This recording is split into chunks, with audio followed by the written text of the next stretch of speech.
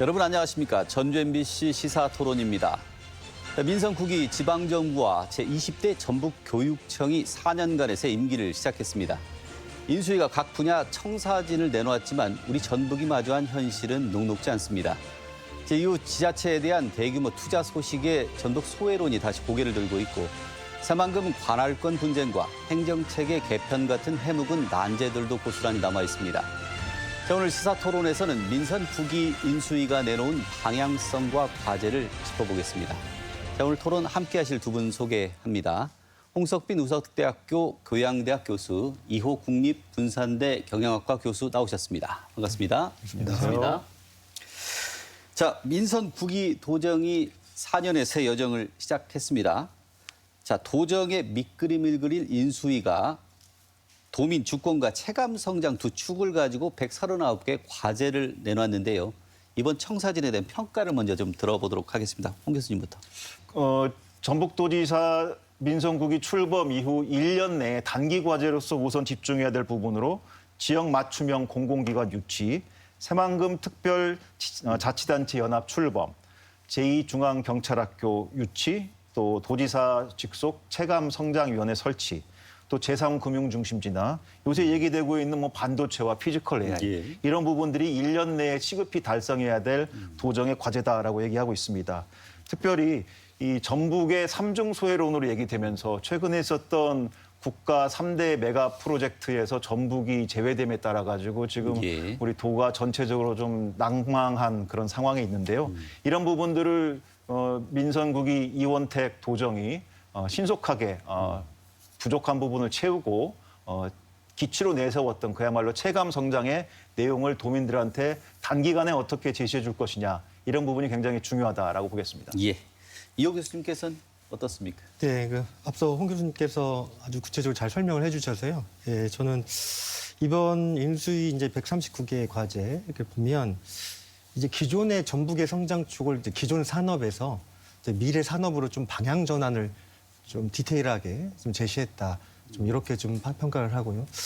특히 아까도 말씀이 있었지만 우선적으로 시급하게 이제 추진해야 될 과제가 이제 재생에너지 확대와 알리백 산단, 그다음에 첨단 산업을 위한 용수와 전력 개통 확충, 그다음에 이제 전북과학기술원 이런 것들을 좀 핵심 과제로 좀 선정을 해서 앞으로 이제 단기적으로는 1년간, 그다음에 장기적으로는 4년간 민선9기의 어떤 설계도를 좀 만들었다라는 측면에서 좀 긍정적으로 평가를 하고 있습니다.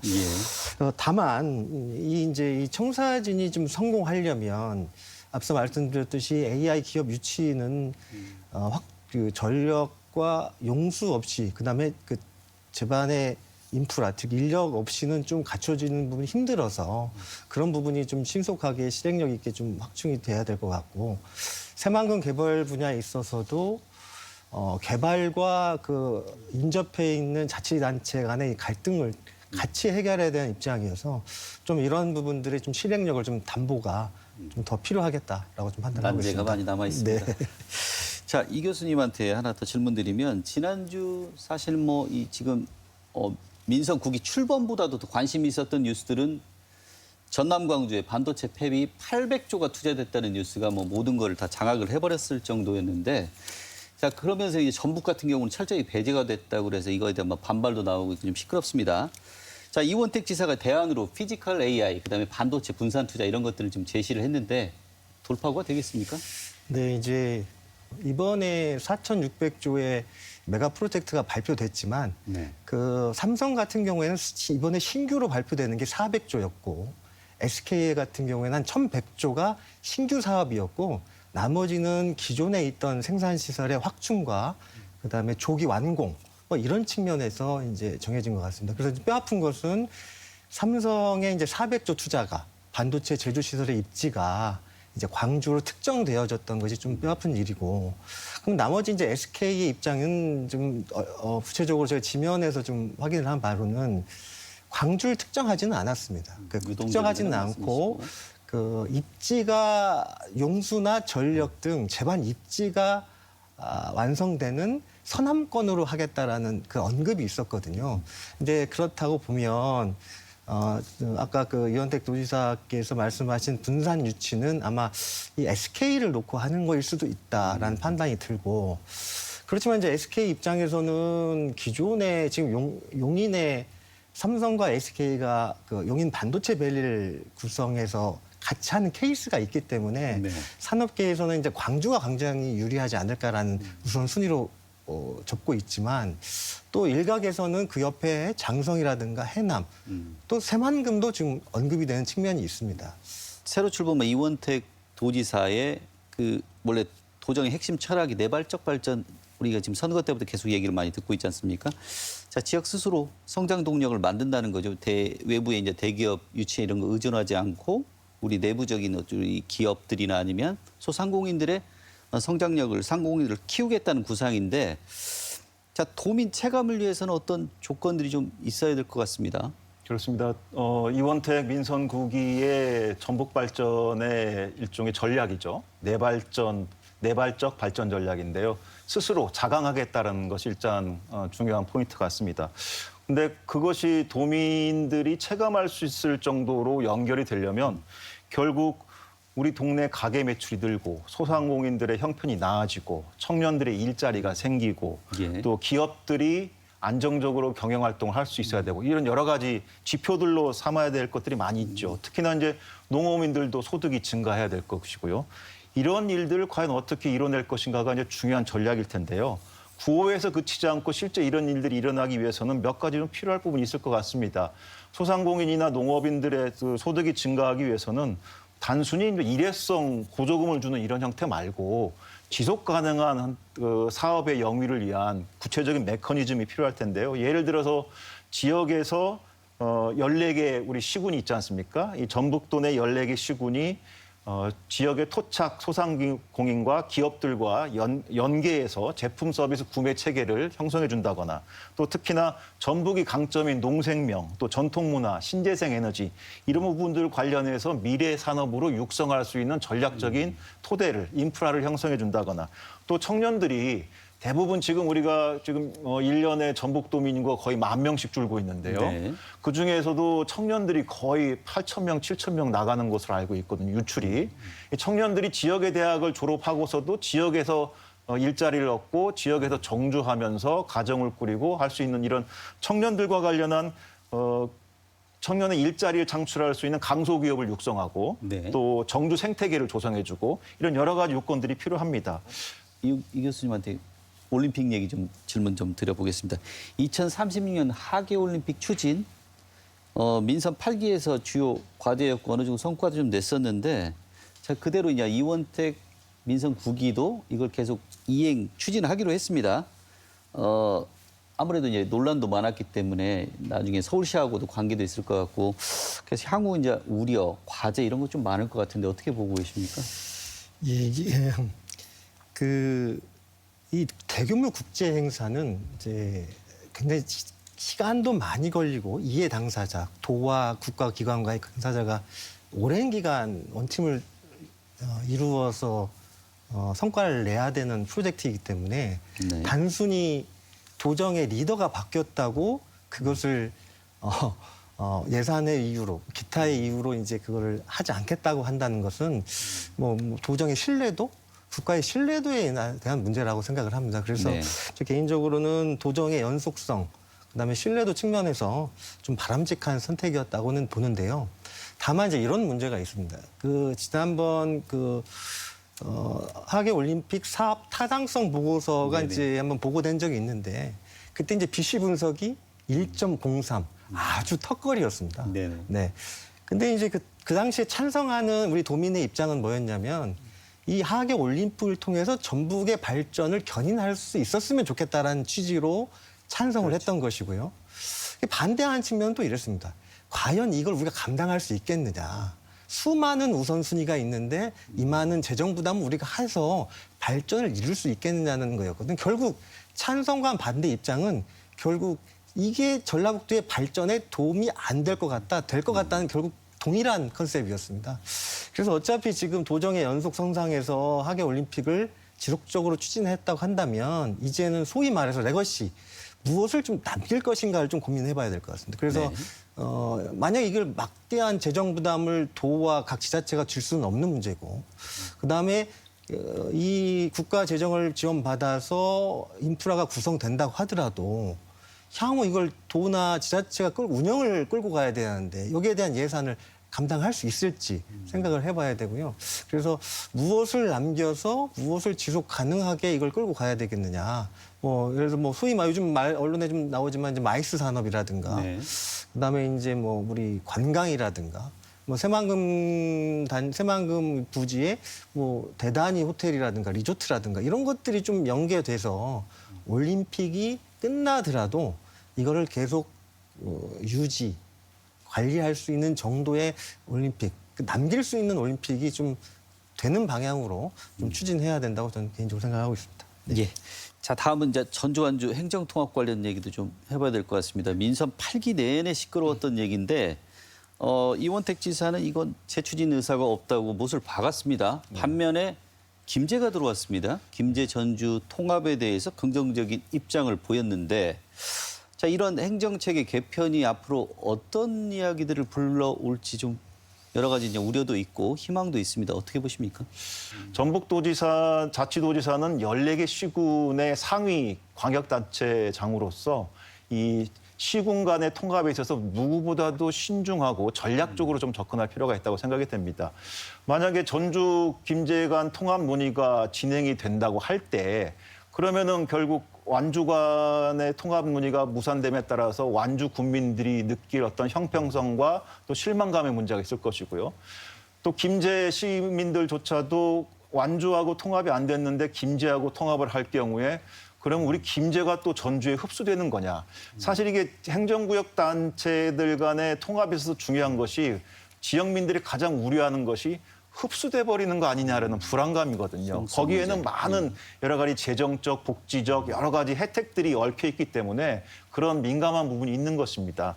따라서 단순하게 몇 개 시군을 통합하는 것보다는 전체적인 전북 경제의 사회의 발전을 위한 큰 틀에서 행정체계 개편을 도모할 필요가 있고, 흡수 통합이라는 말이 아니라 서로 상생할 수 있는 모델을 먼저 개발하는 게 중요하다고 봅니다. 특히나 이 새만금과 관련해서 김제, 부안, 그다음에 군산 이렇게 세 지자체가 굉장히 관할권 문제로 복잡하게 얽혀 있지 않습니까? 네네. 따라서 전주와 김제 간의 통합 논의, 또 전주와 완주 간의 통합 논의가 새만금 자치단체, 세 개의 자치단체 간의 연합과 관련해서도 굉장히 큰 영향을 미치게 되거든요. 그러면 결국 전주, 김제시, 부안군, 그다음에 군산시 간의 세 자치단체 간의 관할권 분쟁이 심화되는 가운데서 행정통합 논의까지 얹혀질 경우에는 그야말로 새만금을 둘러싼 또 다른 갈등의 뇌관이 터질 수가 있다. 이런 측면에서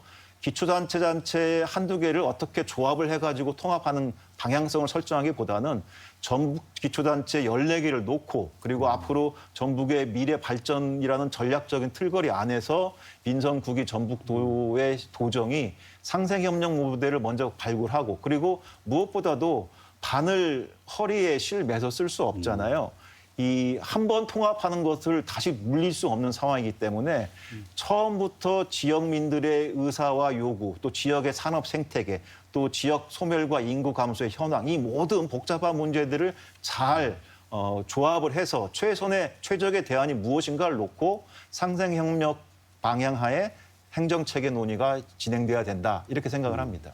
이호 교수님께도 요 다음 질문은 새만금 신항만 얘기를 좀 하겠습니다. 하반기 준공을 좀 앞두고 있는데 또 하나의 뇌관입니다. 아무래도 원포트, 투포트 문제 가지고 상당히 김제, 군산 지방자치단체 간의 갈등이 좀 심했는데, 자, 민산 9기 출범을 했는데 이 해묵은 논제지만 이런 것들이 해결이 가능할까요? 어떻습니까? 몇 가지 전제 조건이 좀 해결이 되면 가능하다고 보고 있습니다. 첫째, 이 새만금을 둘러싼 관할권 문제하고 새만금 개발 문제를 좀 별개로 생각을 하는 겁니다. 그래서 이번에 이원택 도지사께서도 새만금 특별자치연합을 좀 말씀하셨고, 네. 각 지자체 이번 당선자들께서도 지금 이제 시장님들 군수님들도 그 부분에 대해서 동의하신 걸로 제가 알고 있거든요.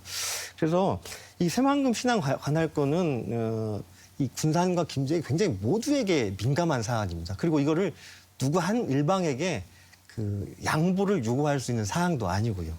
그래서 그렇지만 그 여기에 들어오는 기업은 관할권이 문제가 아니거든요. 그 일관된 행정 지원과 그다음에 그 투자 지원 체계가 필요한 거지 행정 구역 관할은 좀 별로 중요치 않은 문제여서 그래서 저는 이번에 민선 9기에 이번에 특별자치도와 각 군산시, 김제시가 어떤 이 거버넌스 새만금 특별자치연합에 대해서 어느 동의하고 있다면 좀 여기에서 관할권 문제는 법적으로 그다음에 이제 맡겨놓고 예. 이 새만금 개발 문제, 신항만 문제, 이 문제는 좀 새만금 자치단체 연합에서 광역적으로 속도감 있게 풀어내고 좀 이렇게 하는 것이 좀 이제 필요하지 않을까 이렇게 좀 생각을 하고 있습니다. 자, 이번에는 전주시정으로 눈을 좀 돌려보도록 하겠습니다. 전주시는 시작부터 지금 재정 위기에 봉착했죠. 지금 전주시의 재정 상태가 자, 일반 부채가 6,800억 거의 7천억 수준이고요. 그다음에 관리 채무도 거의 비슷한 수준입니다. 따라서 전주시가 받는 재정적 압박은 거의 1조 원에 달한다는 이야기까지 지금 나오고 있습니다. 자, 이런 상황이라면 저희들이 기본적으로 취할 수 있는 복지 정책, 그러니까 뭐 100원 버스, 아이꿈 수당 같은 여러 가지 엄마의 밥상 등 여러 복지 정책이 있는데 이게 정상 추진이 가능할지가 걱정입니다. 우선 전주시 민선국이 인수위원회가 공개한 자료를 보면 지금 앵커 말씀하신 바대로 재정 상황이 매우 심각한 건 맞습니다. 네. 특히나 올해 그 추경 기준으로 당장 필요한 재원이 약 1,400억 원 정도 된다고 해요. 그런데 지금 당장 가용한 자원이 400억 원이 못 된다고 합니다. 따라서 당장 1,000억 원 가까운 돈이 지금 필요한 상황인데요. 이런 재정난을 타개하기 위해서 전주시에서는 그 세출 구조조정이라든가 그다음에 심지어 이제 공무원들 시간의 수당이라든가 연가 보상비까지도 줄여서 뭐 십시일반 이것저것 다 떼가지고 한 280억 정도를 마련하겠다는 것인데요. 그럼에도 불구하고 최소 500억, 600억이 비는 상황이거든요. 그렇다고 해서 지금 전주시장이 내세웠던 100원 버스나 뭐 아이꿈 수당 이런 것들을 없던 공약으로 할 수도 없는 거기 때문에 따라서 재정이 어려운 만큼 우선순위를 시기와 대상을 조정함으로써 진행하지 않을까 생각을 해봅니다. 그 대형 개발 사업도 좀 멈춰설 것으로 좀 보입니다. 그 대표적인 게 지금 왕의 궁원 프로젝트입니다. 1조 7천억 원의 예산이 들어가는데 이게 왕의 궁, 왕의 정원, 왕의 숲에서 전주시를 역사 관광 도시로 만들겠다는 그런 큰 프로젝트의 조성 계획인데 자, 이것도 지금 구조조정에 돌입했다고 얘기를 들었습니다. 자, 이런 개발 축소 전략이 적절한 것인가 하는 부분들은 또 논란은 있습니다. 어떻게 보십니까? 그래서 조금 이제 제가 여기서 좀 아쉬운 점은 1조 7천억 가운데 하드웨어의 우선순위를 정해서 그래도 지속적으로 개발하거나 좀 관심을 가져야 될 부분들은 끌고 가져야 되거든요. 지금 경기전에 이어서 전라 감영, 그다음에 전주 부성이라든가 지금 컨텐츠들은 있고 근데 이게 하루아침에 개발이 되는 것이 아니기 때문에 주변도 조사하고 그래서 소프트웨어로 이 사업이 전환한 것은 불가피한 선택일 수 있으나 이 하드웨어를 전면적으로 이렇게 없애거나 구조조정을 해버리면 다음에 다시 복원할 때 또 초기 비용이 또 막대하게 들기 때문에 어느 정도 우선순위를 정해서 한두 개라도 좀 끌고 가야 되는 좀 전략은 좀 필요해 보이지 않나 판단이 들고요. 아마 시정에 들어서면서 이런 부분들은 많이 반영이 될 거라고 좀 예상을 하고 있습니다. 네. 홍 교수님한테도 이호 교수님한테도 질문을 드렸지만 그 전주시의 이제 재정 투자가 이제 대규모 시설 투자, 인프라 이런 부분들은 사실 재정 여건 때문에 놔버리는 상황이고 뭐 전주 백반이나 아니면 전주 감액, 그다음에 이제 전주 영화제 같은 어떤 컨텐츠들을 모아서 이걸 축제나 아니면 여러 가지 그 스토리텔링을 섞어서 이런 체류형 관광지로 만든다는 게 지금 현재 조지훈 전주시장의 공약인데 자, 우리 전주 관광에 대해서 이게 생존 전략으로 가능성은 어떻게 보고 계십니까? 예, 조지훈 전주시장이 지금 지향하고 있는 그런 콘텐츠 중심의 어떤 발전 전략, 관광 전략 이런 부분 상당히 저는 의미가 있다고 일단 봐요. 왜냐하면 우리 전주시가 갖고 있는 많은 소위 영어로 얘기하면 로컬리티 파워, 우리말로 얘기하면 지방, 우리 전주의 고유한 지역의 힘이라는 게 있습니다. 전주국제문화영화제라든가 그다음에 가맥, 그다음에 백반, 또 식사와 관련한 부분들 분명히 우리만이 갖고 있는 또 특징적인 부분이 있거든요. 또 한옥마을도 그렇고요. 다만 이런 것들만 가지고 전주시가 경제적으로 문화관광체험 사업을 통해서 성공할 수 있겠느냐는 또 다른 문제라고 봅니다. 아무리 많은 모래알이 있더라도 그것을 물과 섞어서 시멘트 콘크리트로 만들지 않는 이상 건물, 벽돌이 안 만들어지지 않습니까? 이 점들처럼 분산되어 있는 가맥, 영화제, 그다음에 뭐 백반 식사 이런 것들을 어떻게 엮느냐가 굉장히 중요하다고 보고요. 또 특히나 중요한 것이 이제 외지의 관광인들이 오면 우리 전주에서 체류할 수 있는 체류형 관광 상품들이 많이 필요해요. 와서 영화 보고 밥 먹고 그다음에 맥주 한잔하고 밤에 떠나버리면 체류형이 아닌 것이죠. 자게 만들 수 있는 전략이 필요한 것이죠. 따라서 이런 소재들로 되어 있는 여러 가지 우리만이 갖고 있는 고유한 것들을 어떻게 야간의 문화로 진행시키고 더 나아가서 하루 숙박, 이틀 숙박하면서 계속 체류할 수 있게끔 만들 것이냐라는 그런 전략을 전주시가 마련해야 될 것으로 보이고요. 따라서 볼거리를 넘어서 머무를 이유가 있는 도시로 만들 기획력이 굉장히 중요하다고 보겠습니다. 또 특히나 계절성이 극복이 될 필요가 있어요. 한때 한철만 유행해서 관광 상품이 개발된다고 하면 의미가 없는 것이죠. 1년 44철 내내 상시 관광 도시가 될 수 있도록 전주시가 갖고 있는 여러 가지 이런 특징적인 소재들을 잘 연결할 수 있는 필요가 있다. 따라서 단순히 어떤 그 하나의 이벤트성으로 끝나는 관광지가 아니고 또 특히나 이제 한옥마을 같은 경우에 최근에 그 불미스러운 일이 있었던 것이 뭐 많은 문화 자원이 있었지만 결국 꼬치집만 생기면서 그 꼬치 냄새만 맡고 사람들이 떠나버린다 이런 얘기가 있거든요. 예. 한옥마을이 꼬치 마을은 아니지 않습니까? 한옥마을의 정체성을 살리고 이런 노포들의 상업적인 활동도 중요하지만 지역의 고유한 내용들이 살아 숨쉴 수 있는 형태로 전주시의 체류 중심형 생활 문화 관광 전략을 어떻게 짜나가느냐 이게 굉장히 중요한 하나의 과제라고 보겠습니다. 예. 자, 이번에는 새로 출범한 전북교육청의 혁신 과제들을 좀 짚어보겠습니다. 먼저 홍 교수님, 네. 이번 교육감직 인수위 여러 가지 또 이제 개혁안 많이 내놨는데 좀 눈에 띄는 게 어떤 부분이 있었습니까? 예, 뭐 논란에도 불구하고 일단 천호성 교육감 체제가 이제 출범을 했습니다. 크게 인수위에서 제시한 내용을 보면은 4가지 정도로 키워드를 정리해 볼 수 있을 것 같아요. 네. 하나는 학력 회복. 아이들의 초중고생들의 기초학력과 맞춤형 교육을 강화하겠다는 것이고요. 두 번째는 조금 특이한 부분인데 이 교육의 문제를 단순히 학력 신장의 차원을 넘어서 지역이 생존할 수 있는 영역까지 연결한 지역 연계, 즉 교육 선도 지역을 육성하고 소규모 학교 혁신을 통해서 지역 소멸을 막아내겠다라는 전략을 내세우고 있습니다. 세 번째는 이제 교육 자치인데요. 이 교육장이라는 직책이 있지 않습니까? 이 교육장을 지금까지는 교육청에서 임명했는데 이해관계자들하고 지역의 추천을 받아가지고 네. 공정하고 투명하게 현장 중심형 교육장의 역할을 수행할 수 있게끔 하겠다라는 것입니다. 마지막으로 4번째는 교육 행정의 혁신을 위해서 특별감찰위원회를 도입하겠다 이런 부분입니다. 알겠습니다. 가장 주목할 부분이 역시 이제 이런 개혁적인 과제, 그전에 없었던 지역과 연계한 교육. 그다음에 교육 특별감찰위원회 도입 이런 부분들이 좀 특징적인 부분이 아닌가 싶습니다.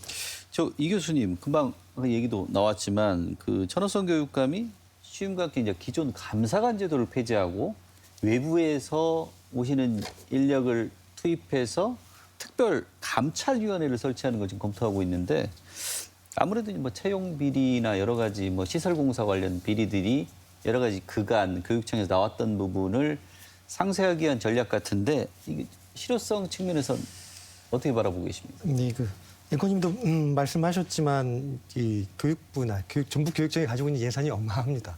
그러기도 하고 특히 아까 말씀하셨던 채용이나 시설 급식 좀 이런 부분에 있어서는 좀 이해관계가 좀 복잡해서 좀 내부 감사만으로 가능하겠냐는 좀 이런 우려에 섞인 목소리는 좀 꾸준히 있어 왔습니다. 그래서 뭐 이번에 이제 새로 들어선 교육감께서 좀 전북의 좀 도민의 좀 신뢰를 높이고자 다 지금 특별 감찰위원회 이걸 설치해서 좀 도민의 좀 신뢰를 높이겠다라고 말씀을 하시는 거에 대해서는 어느 정도 도민들께 좀 긍정적인 신호를 좀 주지 않을까 생각을 하는데요.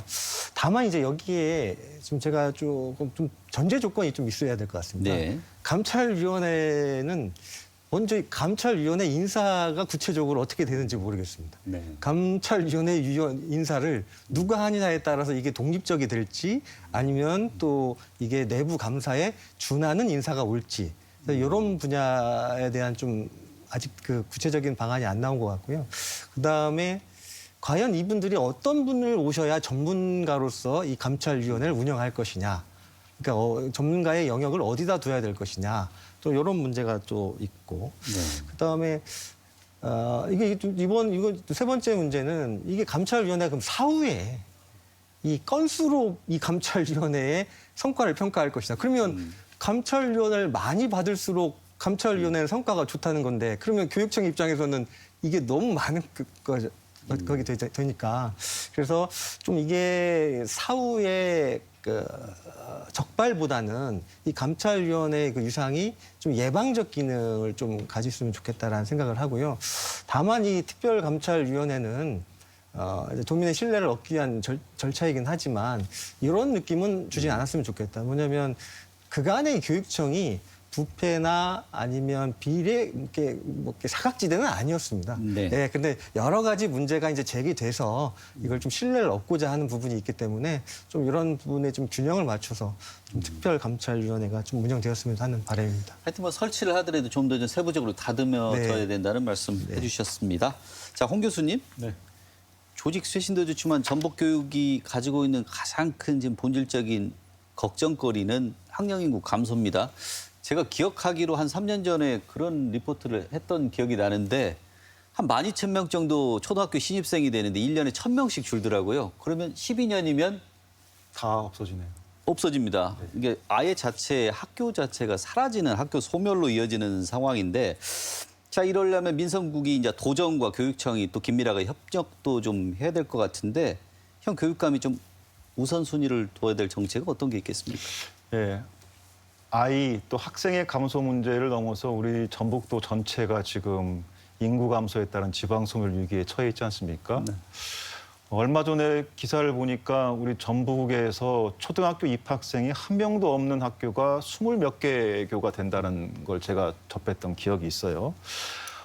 이 저출생으로 인한 그 학령 인구 감소의 큰 거대한 트렌드는 지금 당장에 단기간에 우리가 어떻게 할 수 없는 큰 물고기 때문에 이런 부분들도 물론 보완을 해야겠습니다. 더 중요한 것은 결국 학생 숫자에 집중하기보다는 학생이 줄어도 교육의 질을 어떻게 잘 관리하고 기존에 있는 우리의 이 아동들 또 초중고생들을 어떻게 잘 교육을 시켜가지고 미래에 역량 있는 인공지능 전환 시대의 미래 첨단 융합형 인재로 만들어낼 것이냐. 이게 사실은 더 큰 문제라고 생각을 합니다.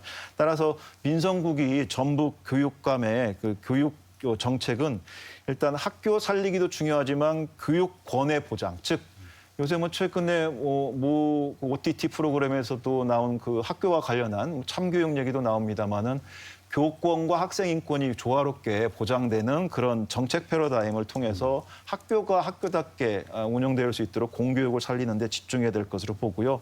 또 교육은 한편 인구 정책이기도 합니다. 학령 인구가 줄고 있지만 지금 최근에 농촌 유학이라든가 또 가족 단위 전입도 이제 사실 조금씩 일어나고 있는 부분이 있거든요. 우리 전라북도의 외부의 초중고생들 또 그 이농인구 또 귀농인구들을 어떻게 관리하느냐 하는 문제들도 상당히 중요한 문제라고 보고요. 또 전북만의 미래 인재 양성 모델을 좀 만들 필요가 있겠다.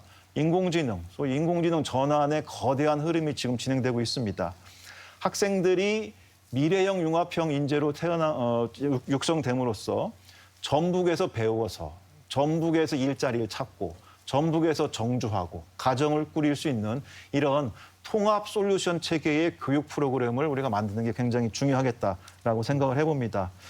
따라서 향후 민선국이 전북교육청의 교육감의 역할은 무엇보다도 이 전북의 기초학력 수준을 올림과 동시에 더더욱이나 이 학생들 개개인에 대한 이 인공지능 전환형 교육에 집중, 선택할 필요가 있다는 말씀을 꼭 드리고 싶습니다. 줄어드는 인구를 당장 만회하기는 어렵습니다만은 기존에 있는 동량들을 잘 키워서 한 사람이 10,000개의 일자리를 창출할 수 있는 미래형 인공지능 전환 시대 융합 인재로 키워낼 수만 있다고 하면 그것이 또 입소문을 타고 전북의 교육령을 강화시키는 것이고 외부로부터의 또 다른 인구 유입도 유발할 수 있기 때문에 그런 큰 전략적인 포석을 놓을 수 있는 그러한 민선국이 교육 정책이 되기를 바랍니다. 예, 오늘 준비된 시간이 많이 흘러서 이제 마무리 말씀을 좀 들어야 될 것 같습니다. 자, 새로운 지방정부와 교육행정 성공을 해야 될 것 같은데 가장 핵심적인 성공 조건이 무엇일지 딱 한 가지씩만 짧게 얘기를 듣고 마무리를 하도록 하겠습니다. 먼저 홍 교수님. 예, 많은 장밋빛 공약들을 내놨습니다. 일일이 다 기억하기 어려울 정도로 전북 도는 물론이거니와 14개 시군 단체장들이 공약들을 내놨는데요. 가장 중요한 건 저는 공학 경쟁이 아니라 실행력이다.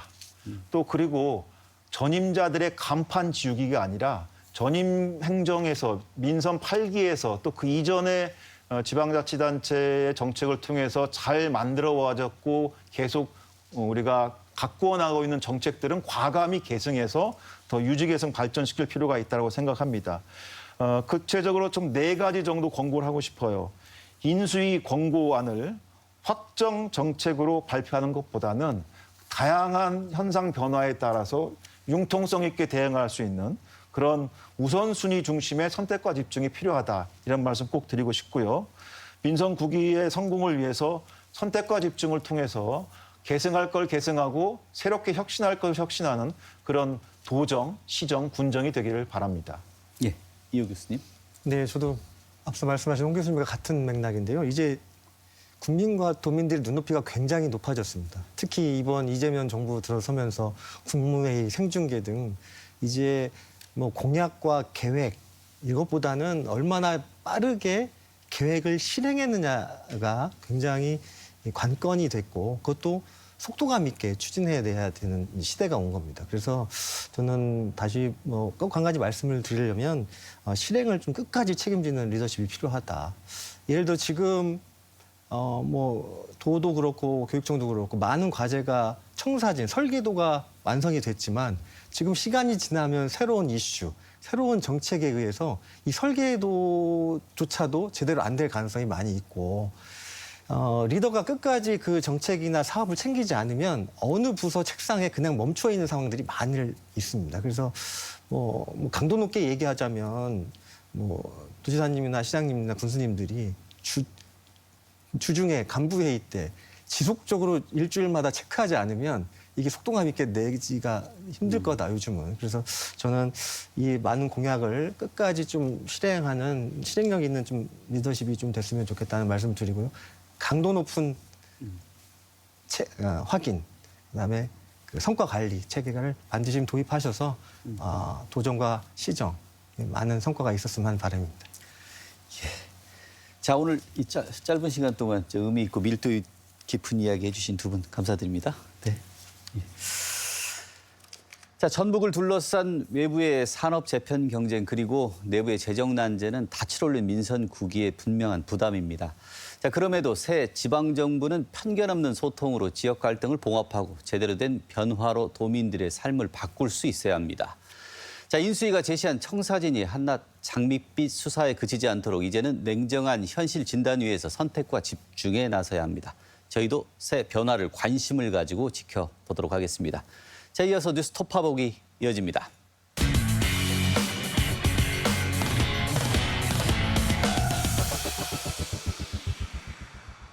자, 한 주간의 이슈를 살펴봅니다. 뉴스 톱파보기 장충석 변호사와 함께합니다. 안녕하십니까? 안녕하십니까? 자, 첫 번째 주제로 전주시의회 이야기를 좀 해보겠습니다. 자, 시의회가 개원 이래 처음으로 비민주계 연대를 결성을 했습니다. 자, 조국혁신당과 진보당, 무소속 의원들이 한 10여 명 되는 것 같은데 이분들이 시작부터 의장당 선거 불참이라는 초강수를 두고 있습니다. 자, 어떤 배경이 있습니까? 아무래도 기존 의회의 어떤 구조에 대한 변화를 요구하는 그런 상징적인 의미가 큰 것 같습니다.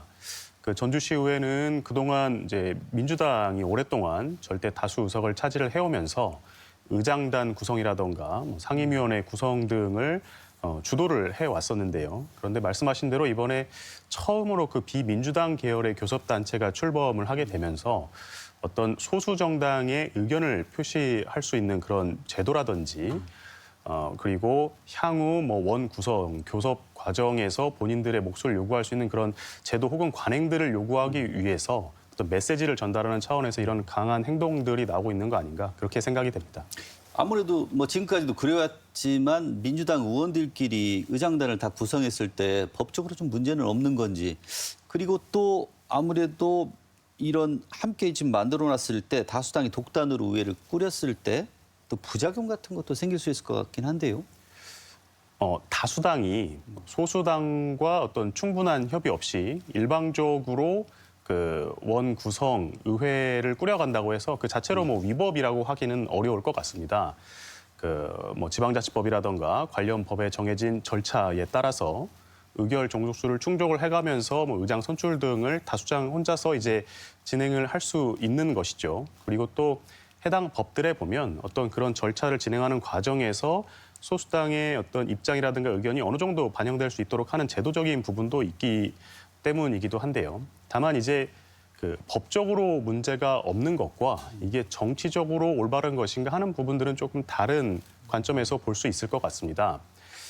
아무래도 이제 다수당이 의장단뿐만 아니고 상임위원단 전체를 차지를 하게 되면 원 구성 대부분을 이제 그 의회 일정 대부분을 주도를 할 수 있는 그런 문제가 있게 되는데 그렇게 되면은 그 소수 정당의 의사 표시를 할 수 있는 기회가 그만큼 제한이 되게 될 것으로 보이고요. 네. 예, 의회의 어떤 본질적인 기능이라고 할 수 있는 행정부에 대한 감시 혹은 견제에 의해서 좀 다양한 의견 표출 기회 등이 제한이 되면서 그런 기능이 약화될 수 있는 그런 우려가 있다고 할 수 있습니다. 아무래도 이 전주시의회 역사상 처음으로 그 원내 교섭단체가 탄생한 셈인데 자, 앞으로 이제 시정 감시나 조례 제정 이런 과정을 좀 거쳐야 될 것 같은데 어떤 변화를 기대하고 계십니까?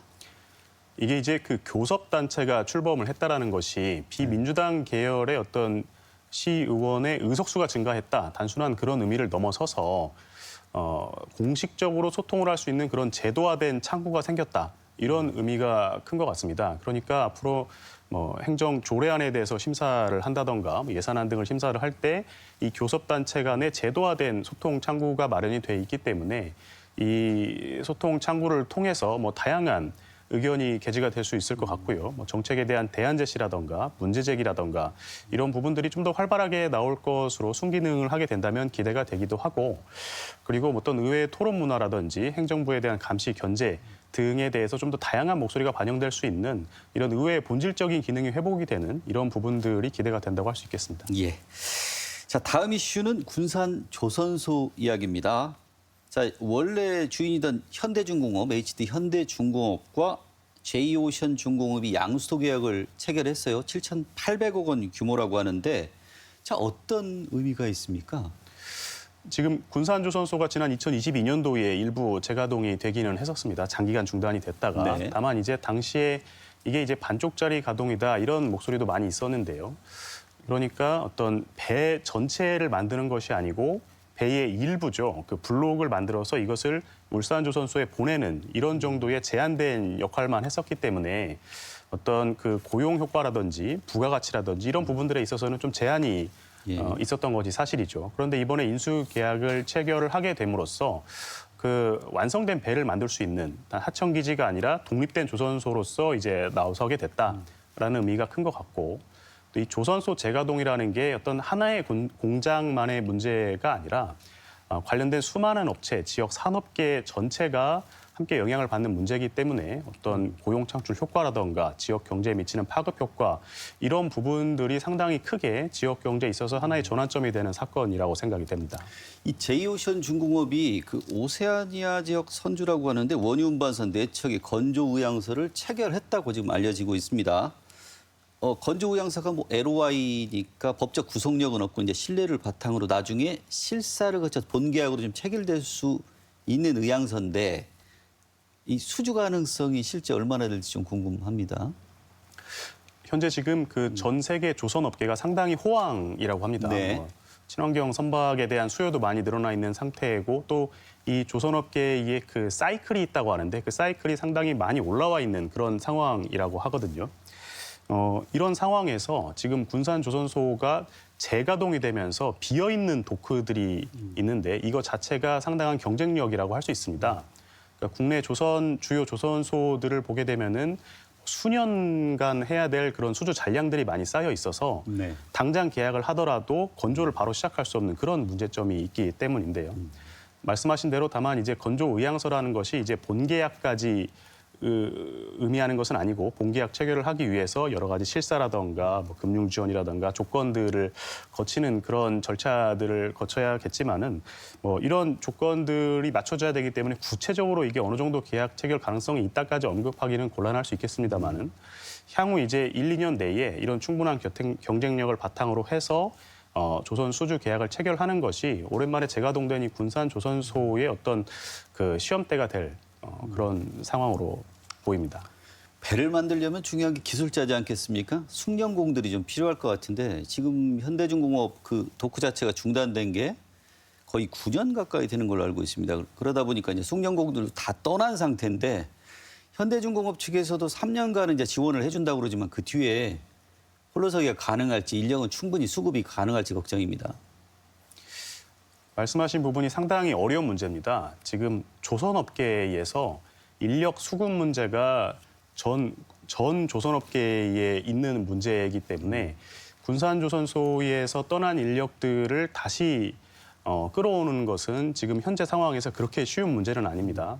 그렇다고 해서 지금 신규 인력을 양성을 하기에는 또 시간이 많이 걸리기 때문에 가장 어려운 문제 중에 하나라고 보이고요. 특히 조선업이라는 것이 뭐 설비라든가 기술도 중요하지만은 이 숙련된 인력들의 경험치가 또 굉장히 중요한 것으로 현장에서 이야기가 되고 있기 때문인데요. 이제 향후 3년간은 현대중공업에서 그런 지원이 계속은 이어질 것이고, 그리고 그 조금 전에 말씀드렸던 그런 선박 건조 계약이 체결되기 전까지는 기존에 해왔던 블록 그 생산을 이어져 오는 상황이기 때문에 이 기간, 현대중공업의 지원과 기존에 있었던 물량들을 소화하는 기간을 지나면서 신규 인력을 양성을 하고 그리고 또 숙련된 인력들을 최대한 수급을 하는 노력을 해야 될 그런 일종의 그 골든타임으로 보내야 될 것으로 보입니다. 마지막 주제로는 백로 이야기를 좀 해보겠습니다. 자, 이 전주에도 지금 백로 서식지가 여러 군데가 있습니다. 근데 여름마다 이제 뭐 소음이나 악취 이런 것 때문에 민원이 상당히 많은 게 지금 이야기들이 나오고 있는데 전주시가 지금 이 서식지 나무를 좀 베어버리거나 이런 거 하는 대신에 이 상생하는 방안을 찾고 있다고 하는데 어떤 내용입니까? 이 백로라는 새가 그 생태계가 얼마나 건강한지를 나타내주는 하나의 지표가 되는 새이기는 한데 그 습성이 좀 도심 지역에 집단적으로 서식하는 습성이 있다 보니까 소음이라든지 배설물로 인한 악취 등의 민원이 많이 제기가 되는 것으로 알려져 있습니다. 그래서 다른 지자체 같은 경우를 보면은 백로로 인한 민원이 발생을 하면 그 서식지를 벌목을 해서 백로를 이제 쫓아내고 그러면은 그 백로가 또 다른 지역으로 옮겨서 동일한 문제를 야기시키고 이런 문제들이 지금 반복이 돼 왔었던 것으로 알려져 있는데요.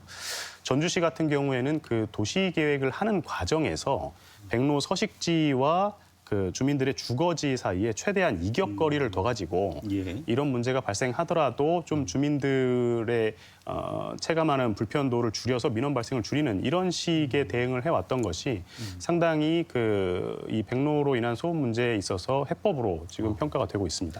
제가 사는 곳이 저도 효자동사니까 옆에가 바로 효천지구인데 그 효천지구에 백로 서식지가 있는데 그 지역이 좀 특히 처음에 그 아파트 단지가 들어서면서 그 서식지 중간 사이에 백로 공원을 뒀더라고요.